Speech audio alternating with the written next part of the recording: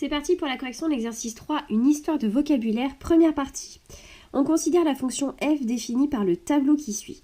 Alors dans cet exercice, on va travailler sur la notion d'image antécédent. Tu as juste le petit encadré vocabulaire juste au-dessus. Alors on le revoit ensemble. Le nombre d'arrivées f de x, c'est ce qu'on appelle l'image du nombre de départ x par f.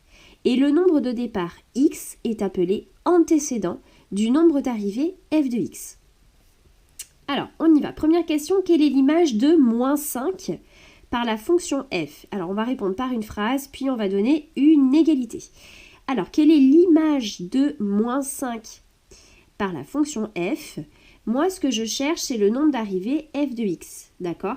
Donc, je cherche combien va faire f de moins 5. On cherche l'image de moins 5, ça veut dire combien est-ce que j'obtiens à l'arrivée si je prends moins 5 comme nombre de départ? Eh bien, si je prends moins 5 comme nombre de départ, j'obtiens 8. Alors, on va écrire que 8 est l'image de moins 5 par la fonction f.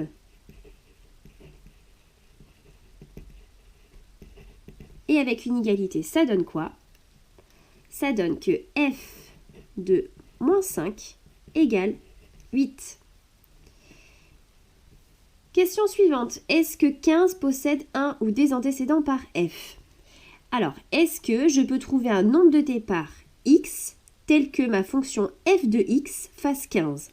Est-ce que dans les f de x, je peux avoir 15? Oui, je peux l'avoir. Et je peux l'avoir pour quel nombre de départ? Si je prends 3.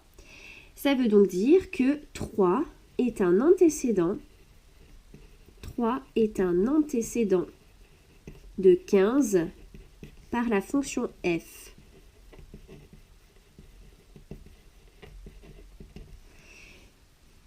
Et il faut prendre donc comme nombre de départ, il faut prendre x égale 3 comme nombre de départ si on veut obtenir 15 à l'arrivée. Alors en fait, les images, si tu cherches donc l'image de moins 5, ça veut dire que tu vas prendre la valeur de x qu'on te donne et tu vas lire la valeur dans les f de x. Par contre, quand tu cherches un antécédent, tu démarres avec la valeur qu'on te donne, tu la cherches dans les f de x et l'antécédent, tu viens le chercher dans la ligne des x. Allez, on continue.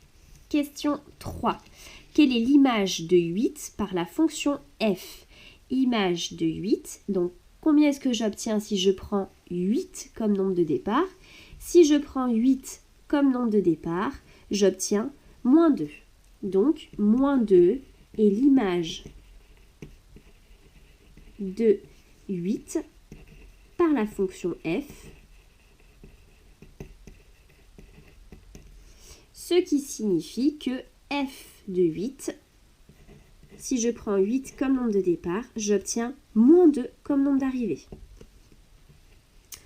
Ensuite, question 4. Est-ce que 2 possède un ou des antécédents par f? Est-ce que mon f de x peut valoir 2? Si oui, pour quelle valeur de x? Alors, est-ce que mon f de x peut valoir 2? Oui, je l'ai une fois. Si je prends moins 7 comme nombre de départ, alors est-ce que je peux... Ah, je peux aussi avoir f de x qui vaut 2 si je prends 0 comme nombre de départ. Et je peux enfin aussi avoir f de x qui vaut 2 si je prends 15 comme nombre de départ. Alors finalement, 2 possède 3 antécédents par la fonction f. 2 possède 3 antécédents par la fonction f. On va écrire une petite égalité. F de moins 7, ça vaut exactement la même chose que f de 0. Et ça vaut exactement la même chose que f de 15. Et ça vaut 2.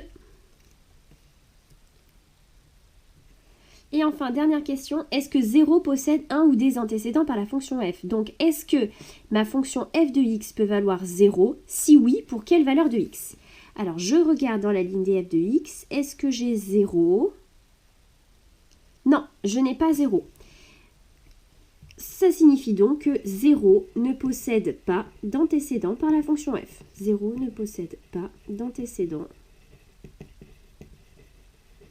par la fonction f. Et c'est terminé pour l'exercice.